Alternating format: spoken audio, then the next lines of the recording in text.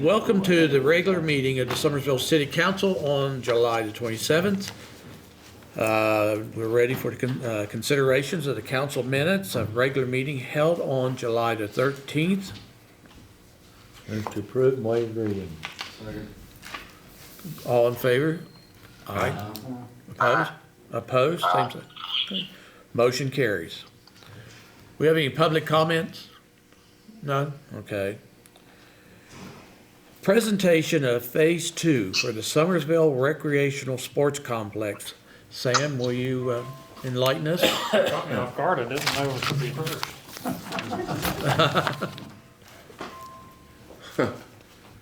Just for the record, Mayor, while Sam's getting set up, I just want everybody to know I have Councilman Stevie LaRose on the line and also Councilman Eugene Underwood. Okay. One's on vacation and one's feeling ill this evening. So. Okay. Sounds great. For record, we'll identify him as being here. Yep. Okay. Thank you.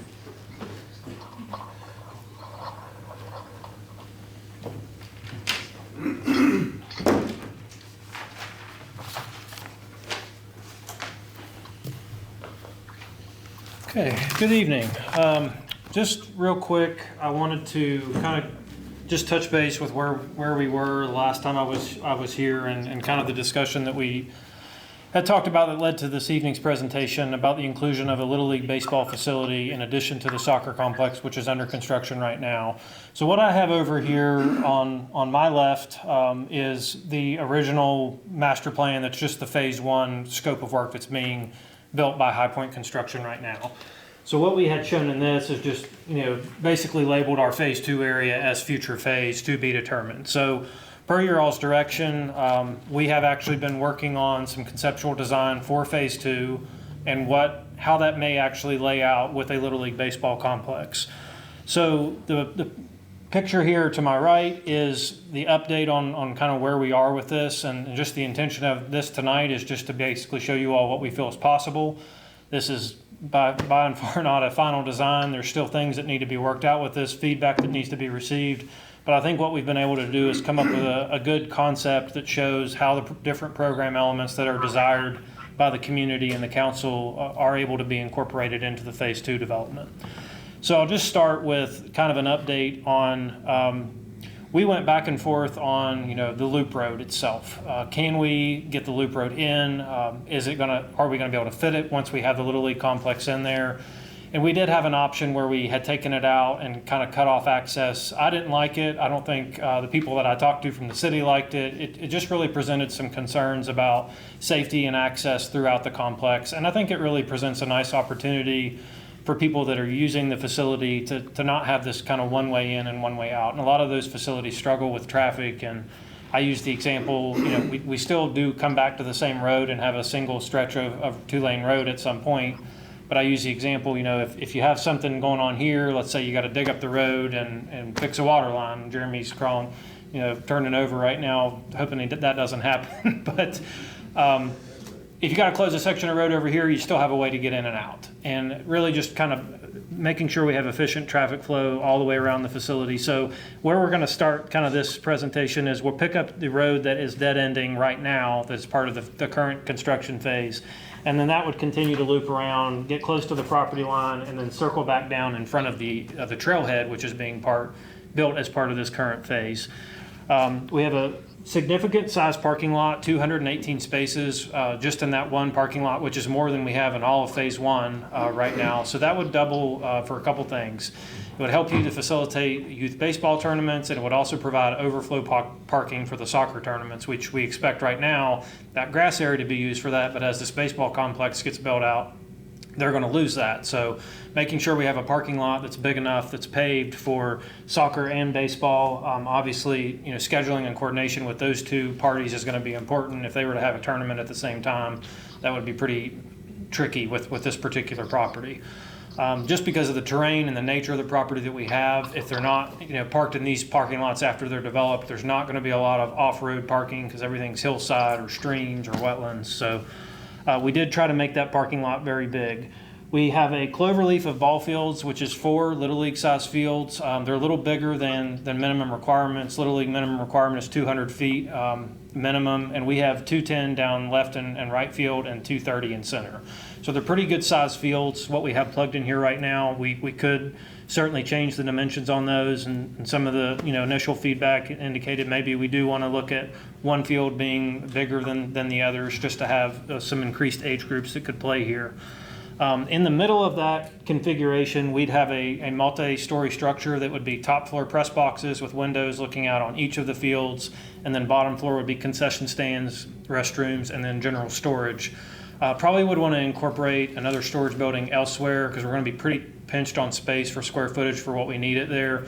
And depending on field surfacing material, like if we go with dirt infields and grass outfields and infields, there's going to be a lot of maintenance associated with that and a need to have that equipment close by.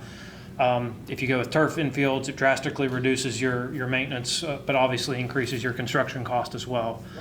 Down in this corner here, we have another small little parking lot that's also combined with a picnic shelter area and then 2 pickleball courts and a full-size basketball court. We're pretty tight on square footage down there to be able to add more pickleball courts. So this is also kind of part of where, if we look at that program for this park and we say we really would like to have 4 pickleball courts or even more than that, we'd probably start looking at other options for placement of the basketball court somewhere else in the facility, just so we could have that pickleball court close to that parking lot there off the main road. And there is some ability to grow this footprint a little bit more this direction. It just starts to put some really tough radiuses on that road. And, I really don't want people feeling like they're, on an off-road course when they're driving in and out of this complex. So that was one thing. We tried to minimize that to some degree. A couple other things that I haven't mentioned so far, we do have 2 batting cages that's 70 feet long by 14 feet wide. So 2 of those booked up right there together, which is what number 7 on this diagram is. And then we have a playground over here. And one of the things that I've talked a little bit about with Tim and the mayor, and certainly would be looking for feedback from this group and in the community is, whether or not this is the location for an inclusive playground or if this is a playground that supports the uses at the rec complex. Just looking at other properties in the community that I understand the city will be coming into possession of, there are some existing playgrounds that could potentially be upgraded and made into inclusive all abilities playgrounds as opposed to doing that at the complex. Or we could continue to play around with that. There's a couple positives and negatives, I think, about this placement. So if you have this is basically holding square footage for a full age 5 to 12 size school playground, so it's a big play structure. And we do have room to add a couple more things like rock climbing walls or just mounted tunnels. Swings take up a lot of square footage because of the fall protection distance that you have for those. So those did not fit in this specific area, but something, again, as we continue to refine this and move things around a little bit, we can try to find a place to add more amenities to that. I don't love that it's as close to the parking lot as it is. We try to generally keep those farther away from the parking lot, but I'm also conscious of there will be people that come here just to use this playground, and they're not going to probably want to walk from this parking lot all the way to this back corner just to use the playground. So there's a little bit of a balance there that I think we need to continue working through. I do want to point out that this stream valley in the middle of what we're calling phase 1 with the soccer and phase 2 with the baseball is being preserved. That is a perennial stream, so we would have grading work that would have taken place already as part of phase 1 and some additional grade work to kind of flatten this down and cut some of that hillside off there in phase 2 just to lower that down and flatten it out. But we're preserving that vegetated area, forested area where the stream is currently, so you would have a little bit of a buffer between those. As far as connectivity between the two, there's a couple different things we can do. So with your main parking lot being here, we would probably include a sidewalk along this roadway expansion that ties into the sidewalk network over here at the soccer field complex. And that also creates some opportunities for people to be able to make really a giant loop around this entire facility, from one end to the other, because people are going to come here not to do baseball or soccer, they're going to come here just to walk. So being able to expand those networks, I think, is important. And it's also an opportunity potentially, if you wanted a more direct thoroughfare path, you could do a pedestrian bridge across that stream valley. There's probably 30 to 40 feet of elevation change across there. So you would be able to span that pretty easily, but just another consideration. There is a private property entrance to a residential site that we are tying back into with this loop road. That was another important consideration as part of this loop road design is making sure we're preserving access to parts off property that people are still going to need to be able to get to. And then right now we have number one up here. There's a little flat area basically right in front of the trailhead as you're driving in. And we're considering that as a potential location for a dog park. That was one of the other amenities as part of the initial program that was communicated to us. That's one possibility. If you look on the Phase 1 master plan, another possibility I want to point out, our trail system, the mountain bike trail system, soft surface trails, is going to tie into this parking lot at this location, and it will go across the stream or require a small little footbridge. So we've also considered that there is some flat ground on the other side of that stream up in here that would be more of an isolated and remote area for that dog park. So that's another thing that, you know, we're still exploring best placement of that particular facility. A lot of times we try to keep those away from youth sports locations or playgrounds. Dogs and kids can not mingle well sometimes, so we really try to keep a good distance between those facilities, and to do think that being located away from the trailhead would be a potential option.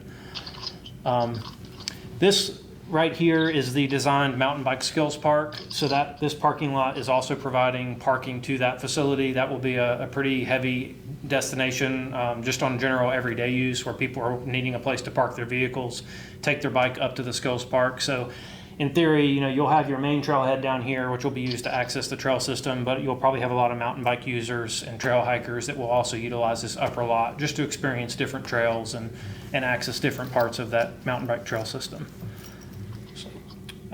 Overall, that's kind of where we're at with the Phase 2 concept. Certainly want to get feedback from you all tonight and hear thoughts and questions so we can refine this and continue to assist you all in looking for funding for future phases of construction.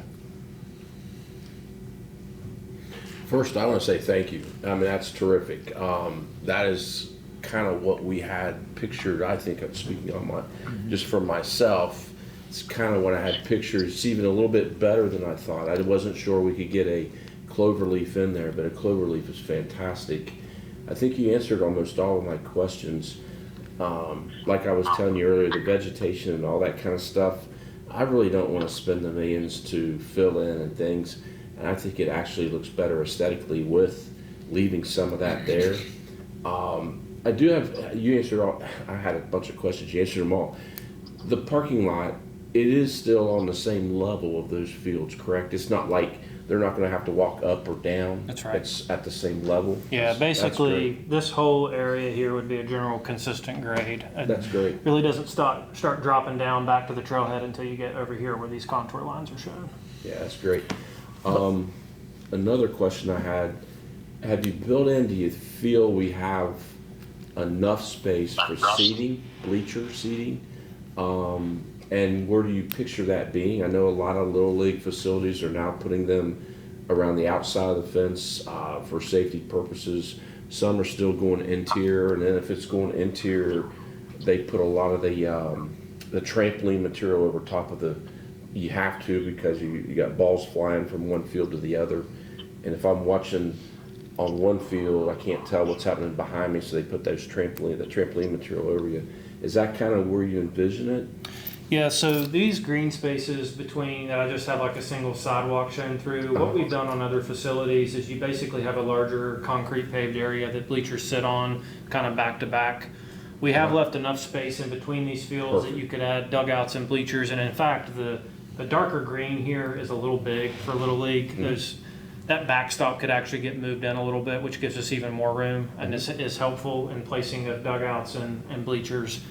So there is adequate space for all of those things. I think I'm always a little conflicted because I mean, going to Little League games myself, you know, the amount of people that sit in bleachers versus bringing their own chairs, you're going to have a balance of that. So you're going to have some seating for just general, what I'd call general admission seating, right? So people are going to bring their own chairs. They don't want to sit in the bleachers. But if you're hosting tournaments, especially, bleachers are going to be looked for. You know, like if Summersville were to host the Little League state tournament, you would need that type of a setup. So Basically, to your point, you'd have bleachers on each side, first and third base side for each of these fields. And you'd have to have, because of the proximity, you're going to get foul balls that inevitably escape the backstop. And what they've done in Bridgeport, they've used those shade sails to just go over top of the bleachers, which is two helpful things. It keeps your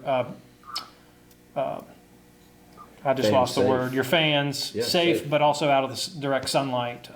So it's a really nice feature just to have. That is the problem with these cloverleaf concepts, though, is it's hard to keep balls out of play from other fields, Yeah, and you're it going to is. deal with that.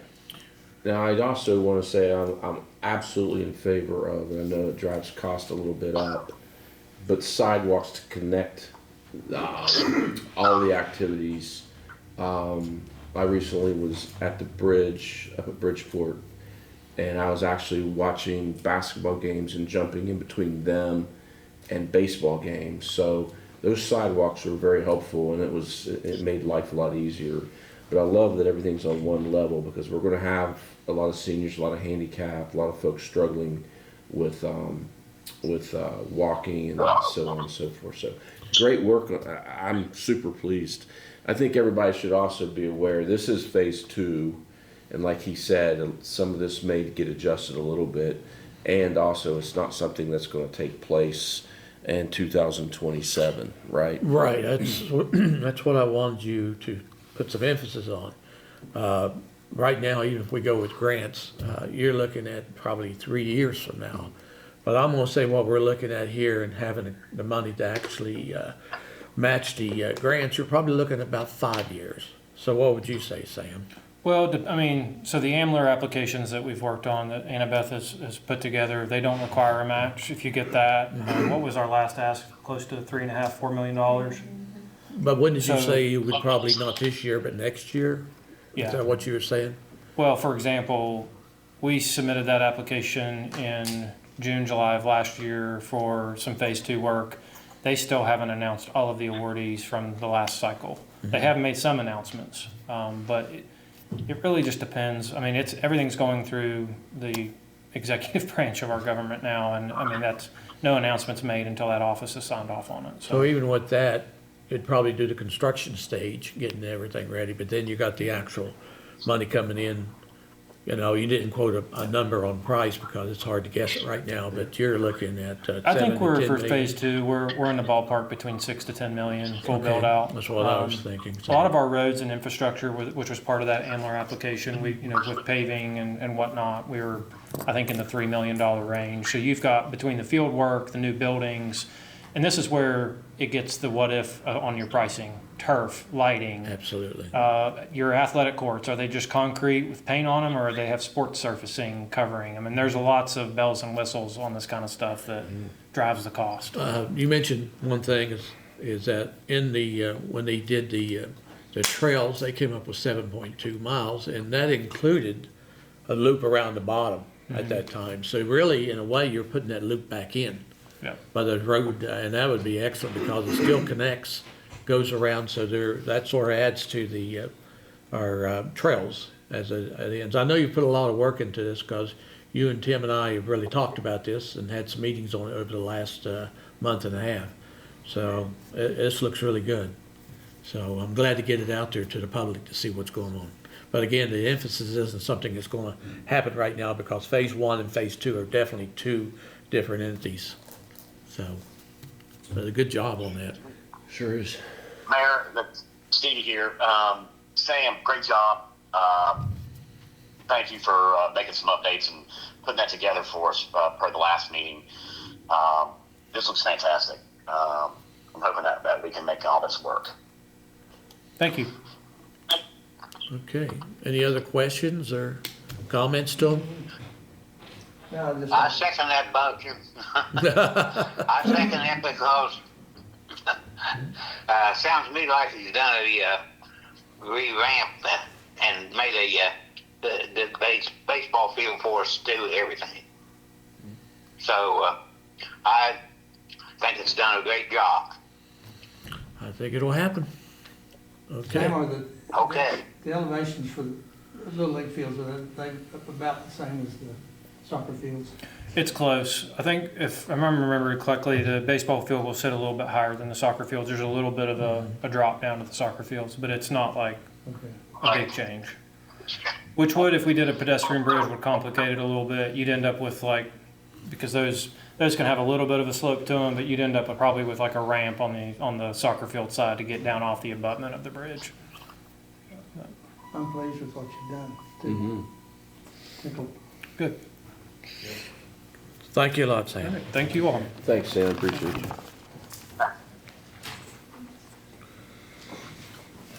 Okay, what next is the, okay, yeah, the video. Amy, can you put the video on? We went out there and flew it the other day, and we had this recorded for you all to see tonight. Hello, I'm Dave Harper, Mayor of Summersville, and I'm here with Tim Bryant, the project manager for High Point Construction. This is our Summersville Recreational Complex. We're up here today to give a review to you all out there what's going on. We've got the majority of our heavy dirt work done of moving the grading into position, getting all the dirt where it needs to be. And so what we have left is a lot of final work and building construction. So we've got 3 buildings we're working on for the city. There'll be a trailhead building, a locker room facility with offices, as well as the press box building that'll be able to oversee the turf field. So really moving along well. On track for this work to be done this summer as planned, so the kids can play ball next year.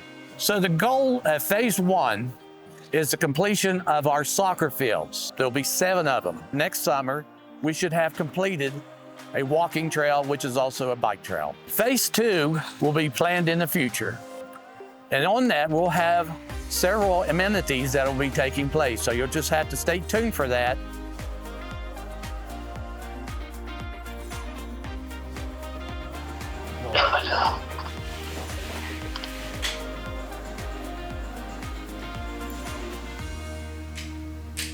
Bunch of rock. A lot of rock. Sam, do you want to make any comments on what's going on phase 1, the soccer fields?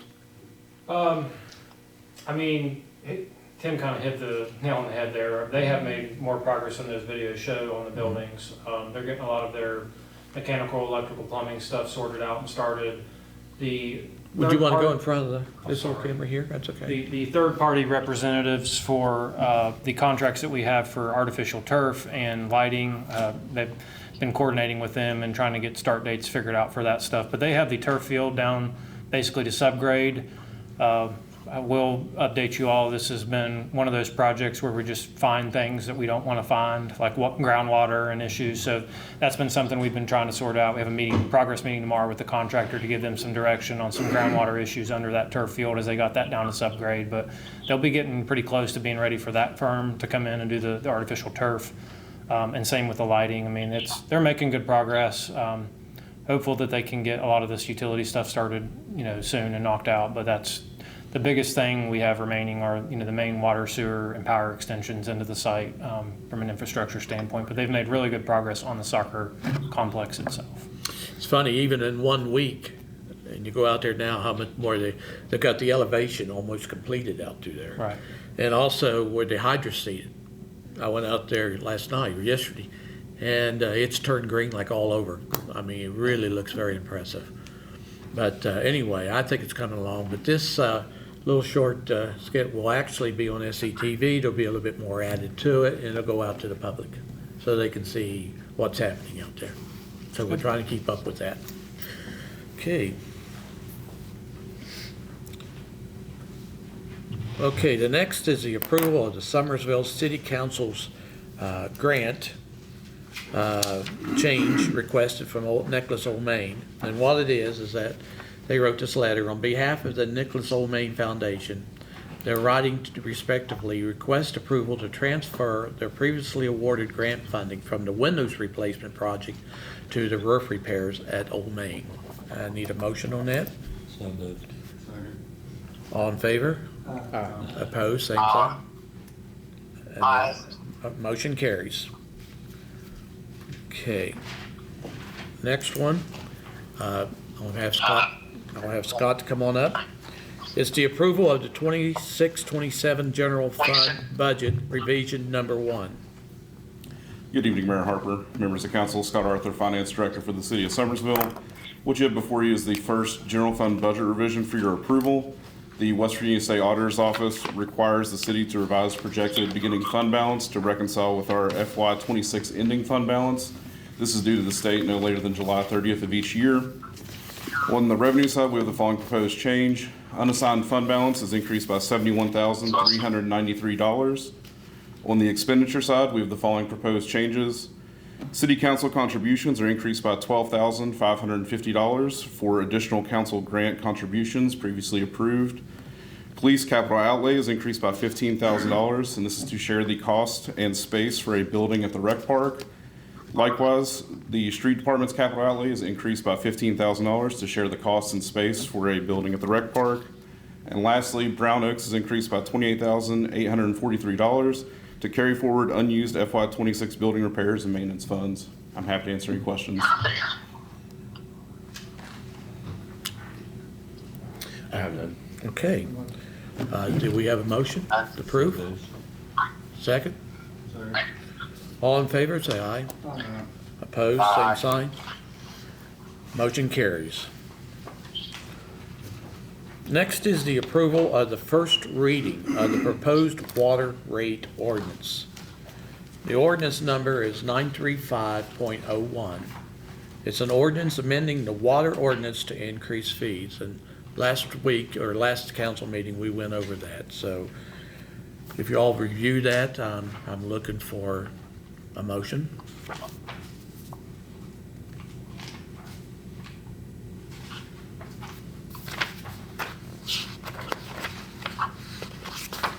Move to approve. Do we have a second? Second. Okay, all in favor? Aye. Opposed, same sign. The ayes carry. Its motions carries. Okay.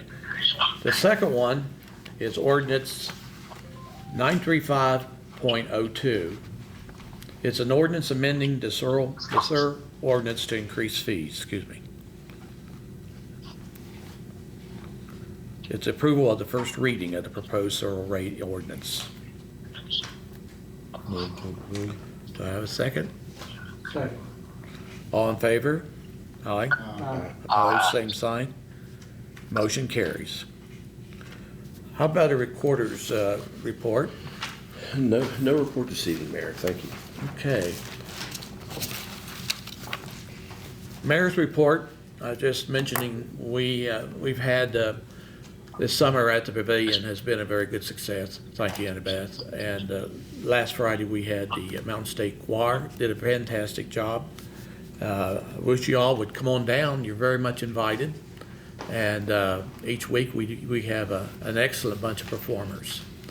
And also, to enlighten you, is that last Friday, the same day after the flooding at Weston, Summersville came really out and helped in gathering up supplies. Our arena and conference center prepared the food for it. And the chief of police, Brad, and I took the stuff up there, and they were very appreciative. I mean, it was a very sad sight at Weston and what the destruction that they went through. But Summersville did chip in, and I'm very proud of everyone that did that. Okay, I have the council report. None? Okay. If that's all, then looking like we can go right to an adjournment. First motion for that? Second. All in favor, say aye. Opposed, same sign. Okay, ayes have it. Thank you all.